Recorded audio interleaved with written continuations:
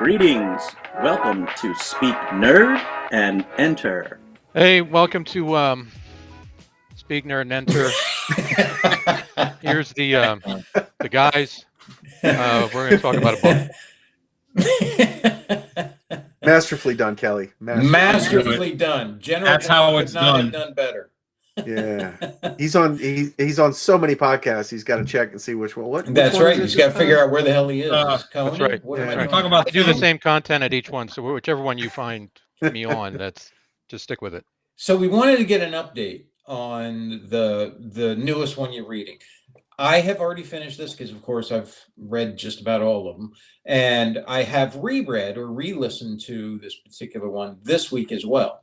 And Rich, you have finished this too. So we are going to withhold our input really on this as we want to find out from you two, well, I guess, guys, what you thought or thinking as you're plowing through this book here. Yep. The book we're talking about, the masterpiece, what would you say, Rich? How would you put it? I'd say it's a linchpin in the lore of 40K. No, I was looking for something stupid. Oh, well, then Mark. Opus. Anyway, the book we're talking about is Belisarius Cawl, The Great Work. They have been working on it this week. Mark, I want to start with you first, mainly because I know Kelly's amped up, so I want to give him some time to get his thoughts together and frustrate him just a little bit longer before he gets his release. Right on the edge. Yeah. Mark, I also wanted to get your input on that because, as you recall, I told you before you started this book that if I had to pick a character that would be you, Mark, in the 40K universe, it would have been Belisarius Cawl. Now, from what you've had so far of the book, what are your thoughts? Go! Well, I'm not sure if I should be offended that you think he is, he represents me in the 40K universe, or very flattered. So, yes, I'm going to go with flattered. Sure. Yeah, exactly. That's why, because it's easier for me. You see why he's so much like Belisarius Cawl? I love how he's so much smarter than everybody around him. And has to slow down and let them catch up and explain things to them because they're all so dumb. I can identify with that greatly. But for real though, I will say this, Sean and I have had this long running joke about the kind of campiness of the prose of I'm going to call it the early 40K fiction, where it's all people dying in battle scenes and these kind of things. And I'll say these last few books that we've been reading, they've really upped their game. I know that joke is losing its luster with me because they're doing such a good job. These writers, they're not just workmen telling a story with the most basic prose that they can put out. I really love the turns of phrase and the way they're painting with words is kind of how I would say, and kind of describing what's going on in the action. I'm thoroughly enjoying that. These last 3 books, I have been very impressed with the authors and their choice of words and how they craft the story. So that is very well done. They are exceeding my expectations because my expectations were low because I'm it's a game, it's Games Workshop, it's a 40K novel, whatever, meat and potatoes kind of writing, and it's really not. It's so much better than that, and that is impressive to me. And there's a few lines from various ones that stand out, and I'm like, oh, that's good. That's really good, and in previous book, I remember they were talking about one of these big, Imperium spaceships that are freaking huge. And the author was like, this was war given form and set against the stars. And I was like, wow, that is a cool, evocative description of it's a big spaceship. Yeah. Right. Which is what other people may have said or just something a little more on the nose. And like I say, I'm noticing these little turns of phrase throughout all of the more modern books that I've been reading. You know, so I'm sure it still stays for maybe some of the original Gaunt's Ghost novels from back in the day, or maybe a little bit like that. You know, love Dan Abnett, but you know, it was a little bit, a lot of ruinous ichor and chest wounds and flowing blood and things like that. Way too many Imperial Guard. Right, a lot of Imperial Guard. So anyway, I'm enjoying it. I really love seeing the aftermath of a Tyranid invasion. Yeah, you know what I mean? Like they go to, I forget the name of the planet, but they go to the planet Sofa. That used to be the size of the Emperor's, like, yeah. SOTHA. Where does the Sofa King sit? Does he have a throne somewhere? So anyway, that was really interesting to me, right? Because a lot of times you're used to what comfortable.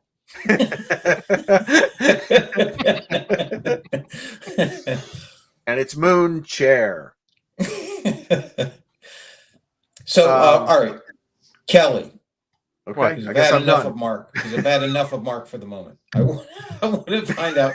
I want to find out your opinions on the stuff you've gone through so far. First of all, do you see why I believe Mark would be Belisarius Cawl if he were any character in the 40K universe? Only very, very loosely. There's like a couple of moments where I could see Mark doing something like that, but not in its total. Not that. Bear in mind, if Mark could be any character in the 40K universe, that's the character I believe he would be. You're probably right. Yeah. Build anything he wants, do anything he wants, created his own, companion. I mean, my only connection to that would be Mark would be the person in the game who would just state, no, I'm going to go do this, which would lead to like a 40-minute argument about why you can't. Yeah.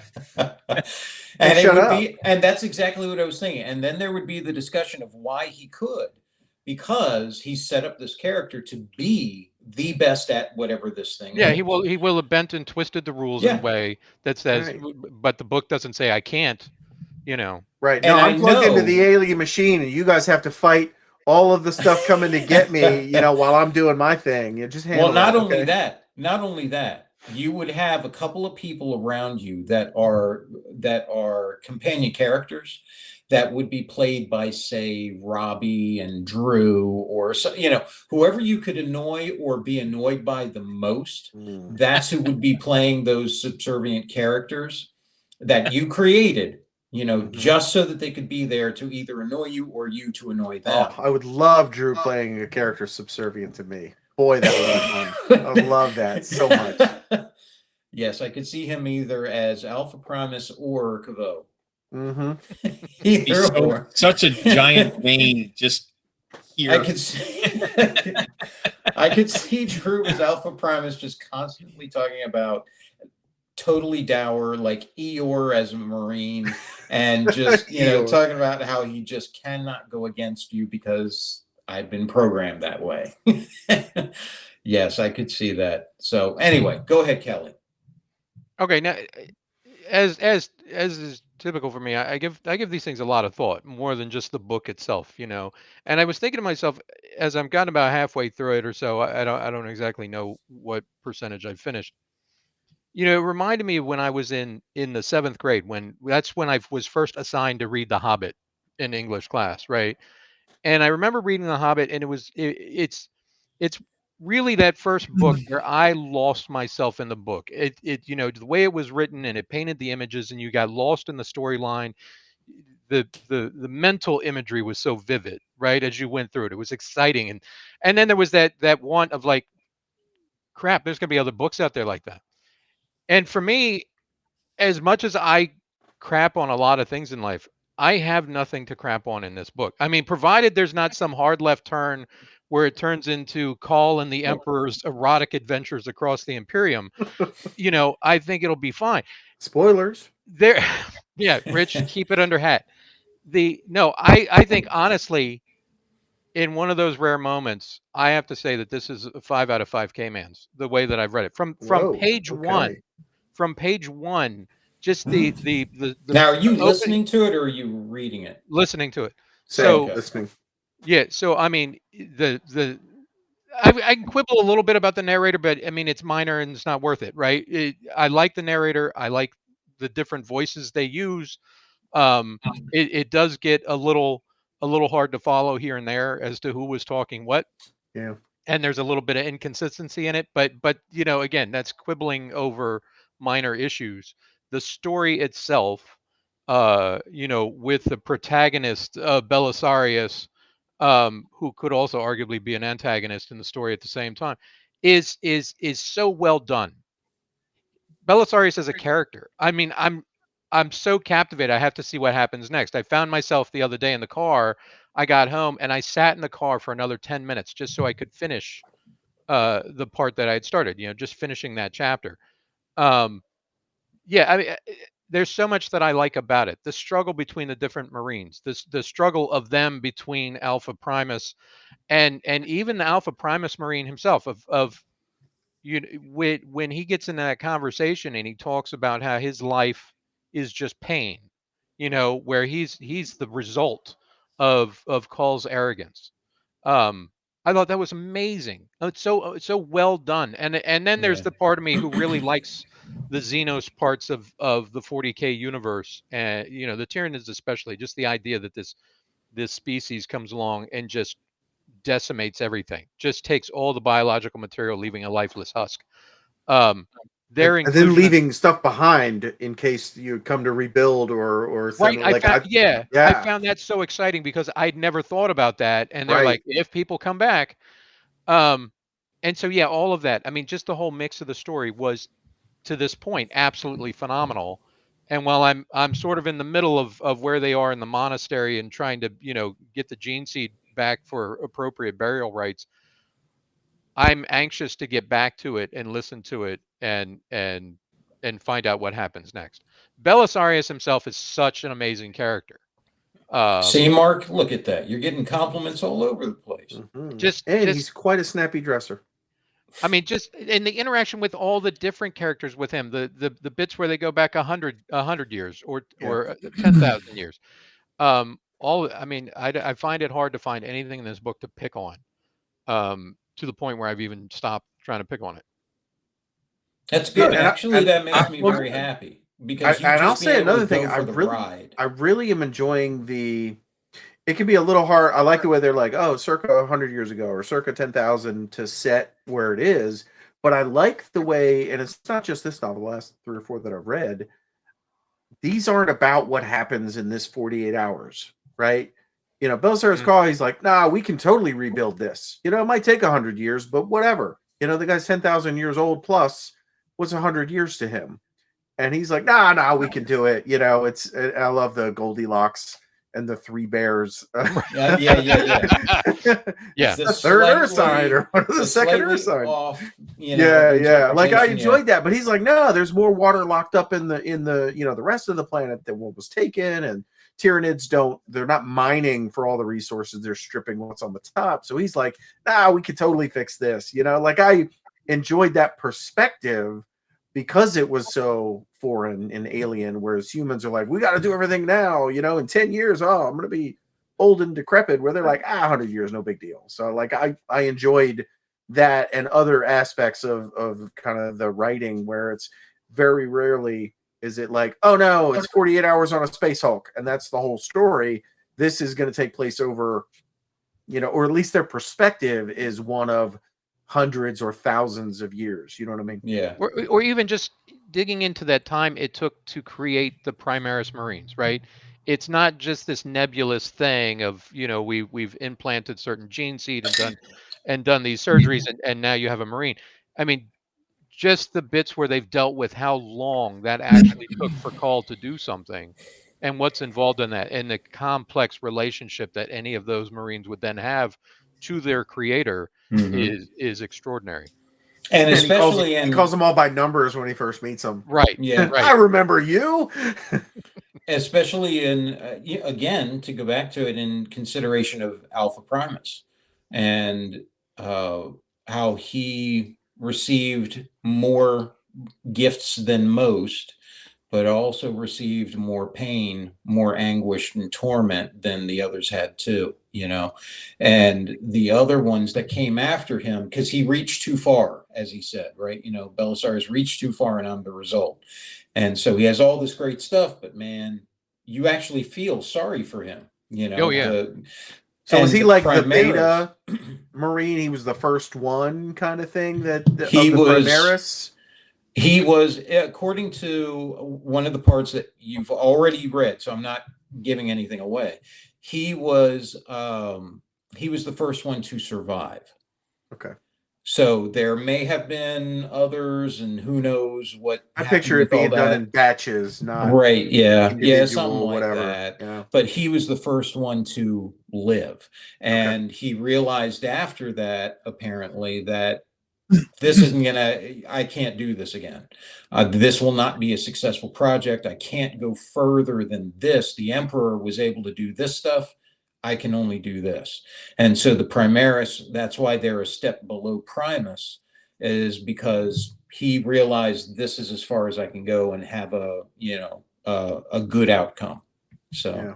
so And I like that's that what from the an Primaris engineering are. standpoint, because I once knew a guy and you know, he was working on one of the earliest like jet skis. Like he I don't know if he invented the jet ski or whatever, but he was talking about the engineering behind it. And he goes, we were just trying to make it work once. We weren't trying to mass produce them. Yeah, you know what I'm saying? And like when you're in the lab or the garage or whatever, and you're making a prototype proof of concept, you're just trying to make it work. You're not trying to make it mass producible. That comes later. The engineers can figure out, okay, well, I see what you did here. It's overly complicated and ridiculous, and it would cost so much money to make it this way, but we need to make like 5,000 of these things. So let's find a better way to do it. So it you know, even though it's a science fiction book, some of the engineering aspects like just ring true, and it makes sense because your first one would, you know, it's a prototype, it's a experimental, you know, a lot of airplanes are, here's an experimental airplane that, you know, we want to see if it'll actually fly and what the concept is, but that's not going to be what rolls off the assembly line, you know, and they're going to make a bunch of. Alpha Primus is a Ferrari, like a one-off Ferrari. Yeah, that's what he hand-built is. Ferrari. Yeah, he's just what he is. He's like a one-off Ferrari. He's real super powerful, but every time. Well, censored by the Inquisition yet again. Heresy Yet detected. again. that's your free speech part right there, Mark. Yeah. We objected to what Rich was I going to was say. wrong, by the way. Alpha Primus would be played by Russell. continue. Felix would be played by Drew.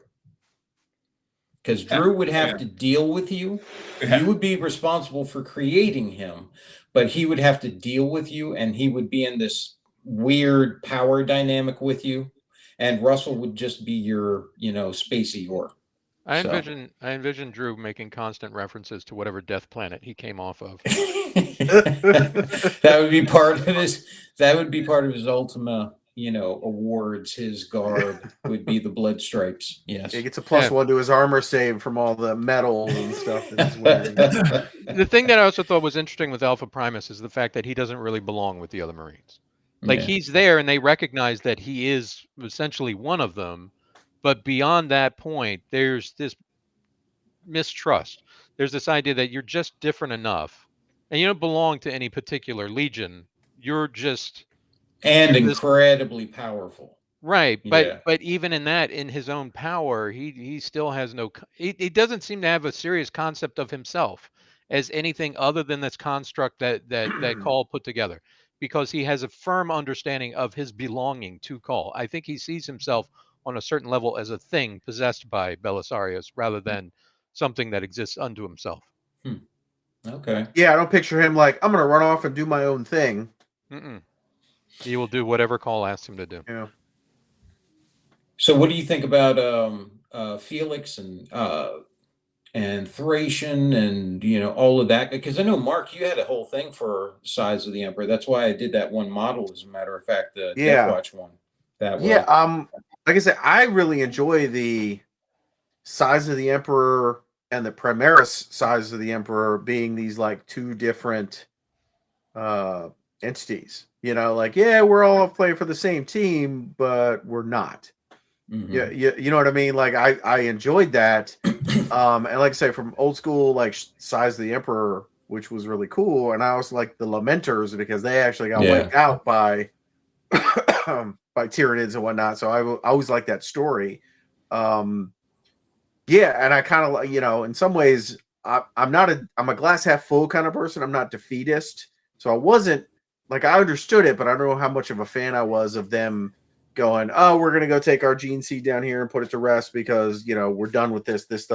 We're not going to use this anymore. We're going to just go with, you know, the new Primaris. They're the future of the chapter, and we're like the last 4, 5, 6 of us. And once we're dead, this line kind of ends. That felt a little defeatist, but I also understood it, and it made sense in the story. So I was like, okay, you know, that's not a bad way to end. Yeah, you know, if you have to. Yeah, I enjoyed that. And you know, when he first meets them, all their armor's all busted up, and you know, they're like, this Terminator plate was put together from like 3 different suits, and it probably, you know, in a chapter that had more resources, it never would have left the armory. And you know, I could get that kind of veteran status versus the, you know, fresh off the assembly line Primaris version. So See, I enjoyed it.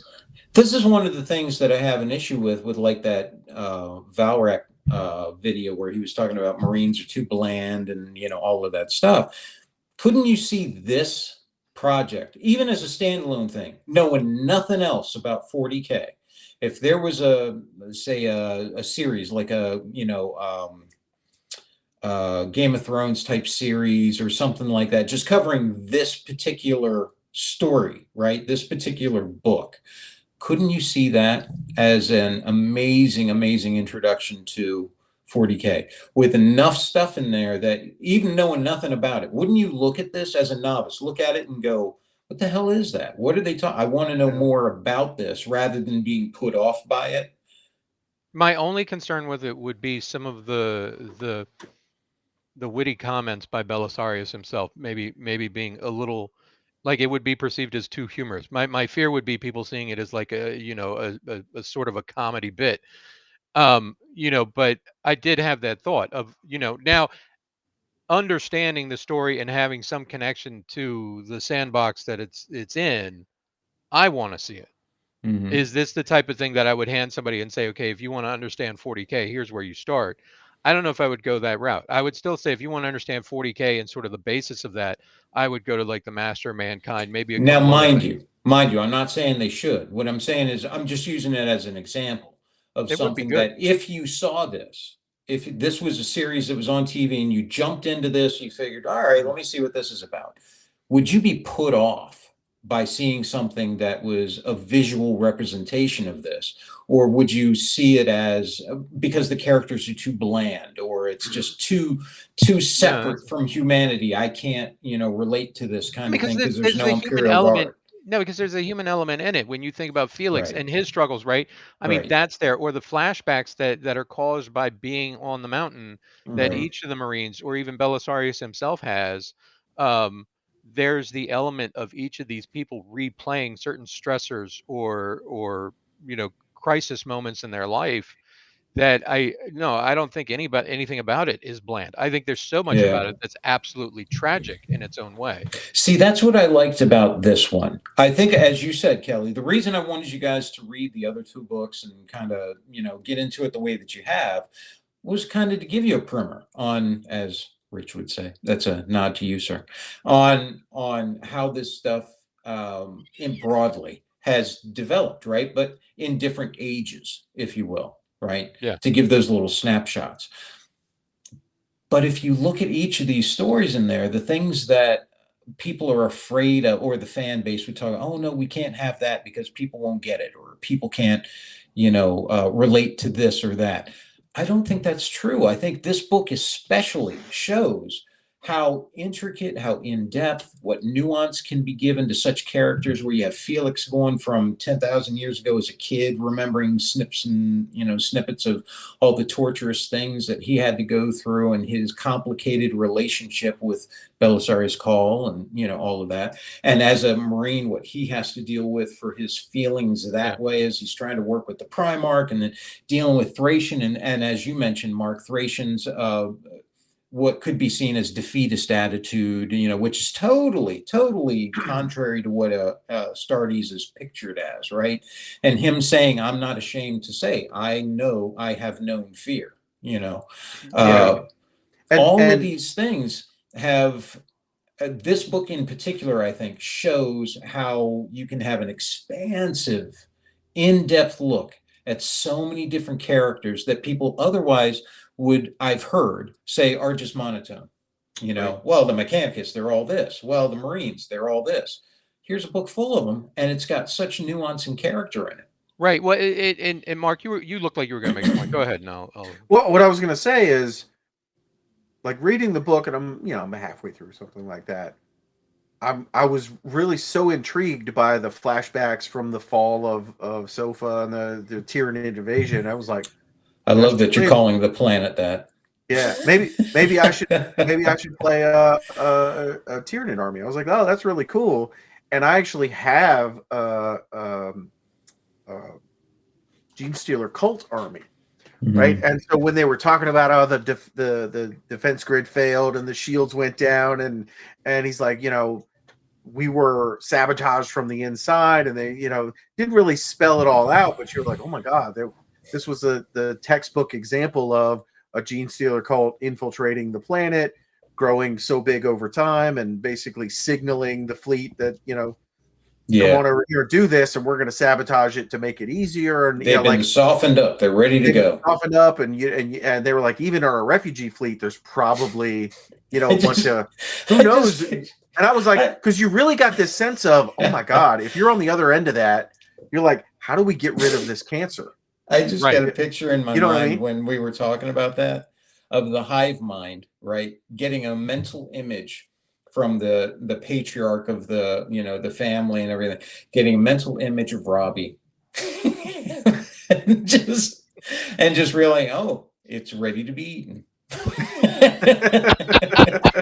I thought you were going to picture this big Genestealer patriarch sitting on a big sofa, nice and comfy.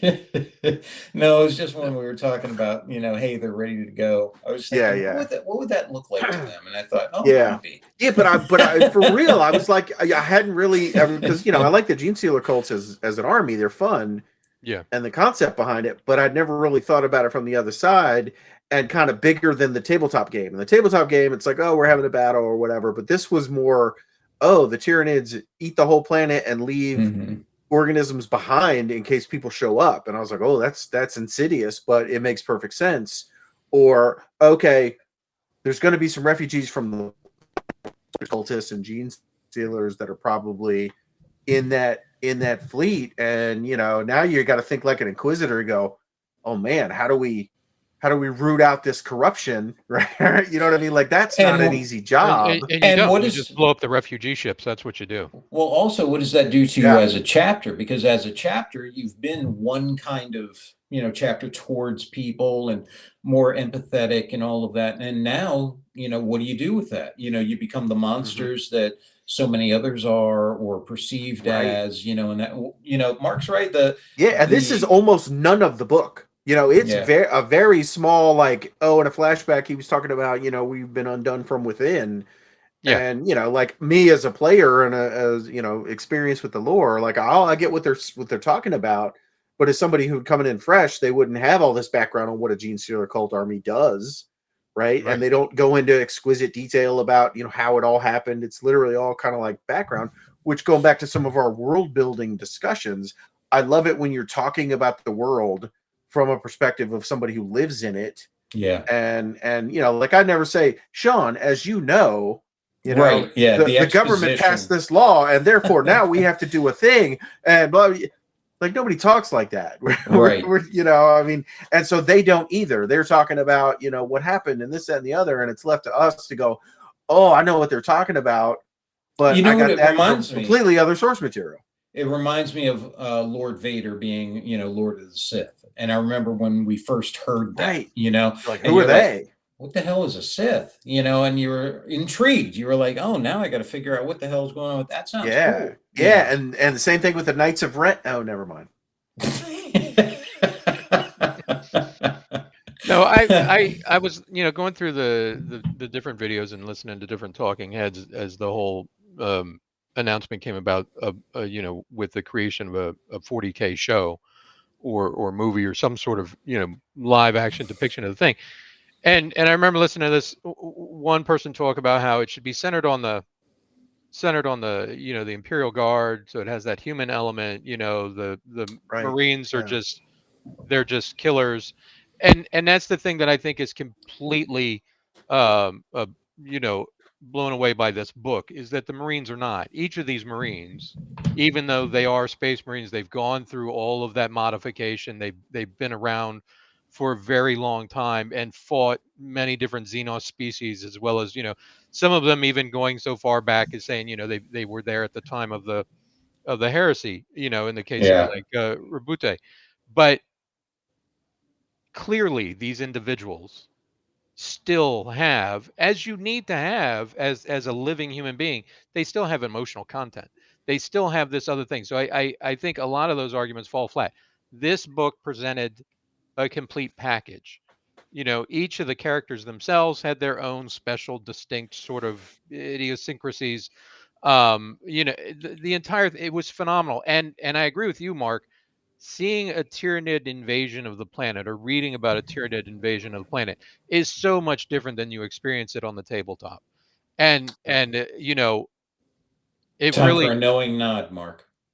for me, it was one of those things of like, I think that's the thing that misses a lot of times in the tabletop game, is because you want to see what that would be like. It's not like the Tyranids are just going to send enough to face the Marines that are over here on the other side, so it's a fair Yeah. fight. They Right. overwhelmed everybody, and Uh-huh. that was awesome to put together. When the Carnifexes that showed up, that I loved that bit. Yeah. I love the description of the aftermath and them looking at it, and their description of the aftermath really being ghostly, and how strange it is to see this, knowing what was there, and now there's just Right. empty Well, even armor some of and the buildings everything's gone. had glass still in the windows, Right, right, whereas right. other places were completely destroyed. And like I can Yeah. see that. Have you guys ever seen Jupiter Ascending, the Wachowski movie? No, I I saw don't think part of so. it. The Right. thing with the Yeah, yeah. road Well, too. Yeah. regardless of what it is, there's a scene where three of the characters like are on this planet that is abandoned because all the people have been harvested and they've been taken away. And you don't find out what happened to the people till later in the movie, but they're standing there, and you can tell it's like an alien. It's not Earth. It's like some alien thing, and there's newspapers blowing by, and and it just looks abandoned. Like somebody showed up and just scooped out all the people, and that scene in the movie came to mind when I was listening to the book about that kind of part, because it was this very similar. That was the first time I'd ever really like seen it in a movie where it's like everyone's gone, they've been taken, And you know because what's that's what. more, Yeah. what's more insidious about that, Mark, if you think about it? From a Tyranid perspective, that would actually be preferable. The more you leave there in place, Right. entices others to come in and seek reclamation and making it, usable again to create more, so they can come back and harvest again. From an attacker Yeah. standpoint, Oh, the it would make infrastructure's sense. still here, or very Yeah. repairable. We don't have to start from scratch. Let's Yeah. let's come back in and set up shop. Yeah, setting up your own little self-perpetuating garden there of, Mhm. biodiversity. Yeah, that's actually cool. I hadn't thought about that. That was actually an interesting idea. Right, and it's Yeah. such a small part of the book. Like I don't, anybody who might be listening to this that hasn't read the book, that's not what this book is about. You know what I mean? They're now, yeah, they're coming into the aftermath of this planet that has been decimated, but the flashbacks are just that. There's some flashbacks of the people who survived the fight, some of who were, coming back to the planet after they left. Otherwise the whole chapter would have been wiped out.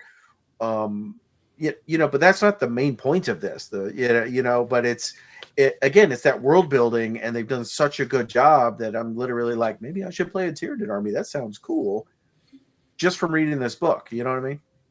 Yeah, such a cool idea, man. Especially the mix. The thing I remember I liked a lot about it when I first read it was also the mix between, obviously, the Necron, for the Pharaohs and the Tyranids, intersecting there. Two opposing sides, really, or two representing two ends of the scale. One just life just out of control consuming, and the other one just essentially death. The, anti-life just wanting it gone. Everything, Yeah, that, and the other side of that is 100% organic and 100% non-organic. Right. Yeah. And what's interesting, the two really, as they're describing it there, you don't see any real confrontation between the two. It was, it's like the two really didn't have any reason to. The other one's coming in, taking care of, all the pests and everything. The other one's, okay, whatever. And just lets it kind of That's be. not So you food. really don't I'm see going to it. ignore it. Yeah. Yeah. Very, I found that to be an intriguing aspect to the book. And I'm really excited to see what you guys think about because I think you're about halfway through. I'm guessing Rich is, I don't know if you remember, but I'm guessing about halfway, somewhere's around there. Slightly more Maybe than halfway. maybe a little Or bit more than halfway. Not too far though. Not too far. Yeah, but they're past the halfway point because they're talking about stuff that they're starting to draw some things together. So. Yeah, but just yeah. I'm intrigued to see what you think about it in the next part because like most of the other books, 5 hours and 33 minutes left. Yeah, okay. Yeah, I'm right around that with and an 11-hour book. So yeah, it's halfway. Yeah, almost exactly. Yeah. Now this book was everything I wanted, like the Emperor's Legion to be, right? Because I felt attacking Emperor's Legion. I felt more connected to these characters than I did to those damn Custodes. Don't blame them. You want to blame someone, like Michael Jackson said, look in the mirror. No, Emperor's Legion, the narrative of so the topics covered in Emperor's Legion are fascinating and they're excellent. Yeah. It's just the narrative in this is so well crafted because of the nature of the characters and the way that they like you were saying, the way they talk about themselves in their time. It's just very, very interesting. And the narrative environment is different. So Emperor's, the Master of Mankind, Emperor's Legion, and then this one take place in very different places. Yeah. But are enlightening about the most important aspects, I would say, of the entire Emperor's efforts. Okay. They were trying to explain a much bigger story, I think, that the Emperor's Legion, and it's just there's so much more that they have to cover. Well, it all dovetails into other stuff, including the Indomitus Crusade. And I like the way they're not trying to cram everything in and give us a ton of exposition explaining the world. You know what I mean? Because they're talking about where the Primaris came from. Well, they're not really talking about like how they were made in this. They're not going into incredible detail. That's a thing that happened. You know what I mean? In the same way that if we talk about like World War II and Pearl Harbor, like we all kind of know what happened. We're like, oh man, Pearl Harbor, the blah blah blah. We don't stop and go, do you remember on December 6, 1944, when the Japanese thought they could get a jump on blah blah blah blah blah?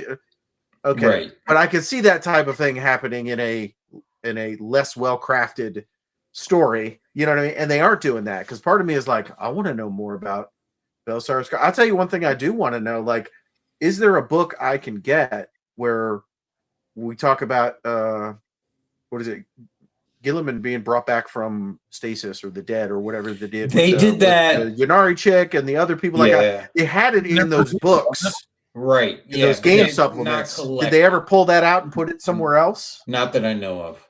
Not that I know of. Yeah, because that's a shame that they didn't. I know. But pull it out, stick it in an audiobook. I'm there. I know. Or even better, do a professional effort and put it out as a book. Right. That would be even better. Don't give me the collected, snippets. Give me an actual effort where it's cohesive and put together and set that out there so that we can put it in line with the other ones. I think that would be great. Yeah, because I know just enough to know that they used the Xenos tech and they brought them back, and yay. Right. Yeah. But I never read those books. I didn't have, I wasn't going to go buy those rule books just to read the story. You know what I mean? Right. Sorry, Rich, what were you going to say? And this is kind of like taking a step back from the book itself. This narrative style of this book is like Belisarius Cawl trying to explain anything to anyone. You're just not smart enough to get it. It's I like can relate. those details are not important because you're not smart enough to know them anyway. But that's what it like looking back on it, having read the book, you know, and that doesn't give anything away. But I mean, the narrative style of it, it's like this is Belisarius Cawl when he talks to anyone except himself. See, that's what I'm saying. Couldn't you imagine Drew as Felix and Martin always sitting there telling him, "Oh, dear Felix, dear Drew, just calm down. I've got it well in hand." especially the part with the in the beginning where they get locked away. I think yes. That then Russell telling you know, or Mark telling Russell, Primus, I need you to guard this and do this, and then of course Drew, oh God. knowing when they're traveling on the spaceship and they hate each other, like they're traveling on the spaceship and they're around each other so much. I hate you. You know, as soon as Mark emerged from the warp in that daring move where he showed up in system right there, that Drew would have ordered all batteries open. Let loose, attack at will. Yeah. Oh no, we can't use D20s anymore because of the game system license. Now we're going to use 2 D12s. That's 24. Right. Or we can do what they did in ancient times. We'll just flip a coin. Yeah. Did it work? There you go. No. But anyway. Well, I'm glad you guys are enjoying this. I really am. That's cool. I'm excited to see what you think about it as you progress along. I'm really excited to see it. So we'll call this like part 1, and then the next one will be part 2, and see what you guys think of the rest of it. All right. Any predictions or anything that you wanted to say that you'd be excited to see from this book? No, I don't know enough about where the story is going. You know what I mean? Like I get where we're at. I'm along for the ride, but they didn't spell out in the very beginning of the book, you know, oh no, we have to go do this thing or get this MacGuffin, and this is the mission of the, you know, the book. I'm along for the ride. I'm following like where they're going and what they're doing. Good. So, which like, actually I don't know what the goal is. So, but I'm very excited to find out. See, I'm actually glad they didn't do that with this book too. You know, because it does allow you to kind of just go for the ride. What about you, Kelly? Anything? I'm kind of with Mark. You know, you're just along for the ride, whereas in the Emperor's Legion, I just wanted to cut to the chase. But all right.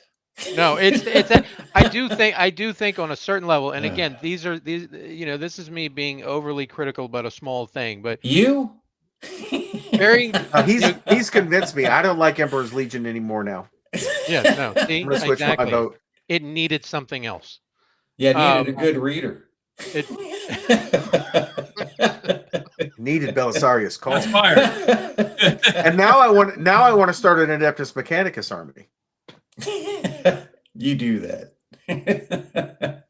Actually, you wouldn't want that because you want Belisarius Cawl. He wouldn't have a Mechanicus army.